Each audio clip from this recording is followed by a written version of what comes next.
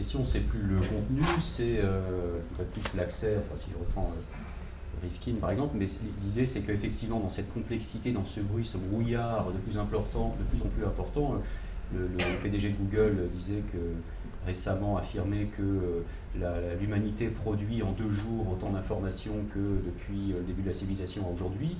Donc dans cette explosion exponentielle d'informations, la question c'est comment on s'y retrouve, comment on arrive à avoir une approche méta entre guillemets et infra. Alors Joël de Roné préconise l'approche systémique, mais quels sont les outils intellectuels, conceptuels ou techniques qui nous permettent aujourd'hui de justement avoir cette approche-là? Moi, je n'ai pas de réponse à apporter. Je vais citer une phrase de Michel Serres, enfin une façon qu'il a de s'exprimer, qui vous rejoint. Il y a eu 3 grandes révolutions. Voilà. La révolution de l'écriture, hein, on a mis sa mémoire sur une feuille. La révolution de l'imprimerie, où à partir de quelque chose qu'on écrivait, on est passé à l'imprimerie et à la diffusion. Et aujourd'hui, la révolution numérique, justement, où pour nous qui sommes médecins, on parlait d'expérimentation in vivo, puis in vitro. Et aujourd'hui, on est in silico. Hein. Ouais. On est passé sur la simulation, la modélisation, l'apprentissage et la démonstration des scénarios du possible. Et devant ça, Michel Serres dit, avec cette révolution-là, il ne reste plus à l'homme qu'à être intelligent. C'est bon.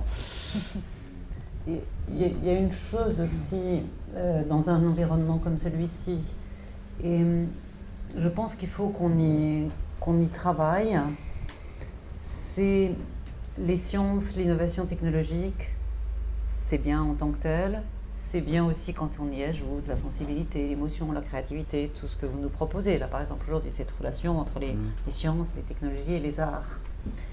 Et puis, il y a tout cet aspect aussi on a de la technique accélérée, il y a des gens qui sont partis dans ce domaine, il y a des techno-geeks.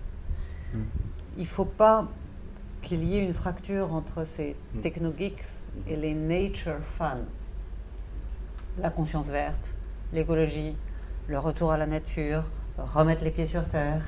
Et c'est vrai que là aussi, il y a un risque, donc ça rejoint une partie de votre question. On n'attache pas assez d'importance encore à ça aujourd'hui. Comment réconcilier, connecter le virtuel, l'immersif, la technologie et l'attractivité de cette technologie avec ce que sont nos racines, notre nature, notre planète finie, nos ressources à gérer. Et on sent bien que sur le plan politique, c'est quelque chose qui se joue aussi en ce moment, aujourd'hui. Il y a cette voie écologique qui peut, elle aussi, dériver parfois sur des extrêmes.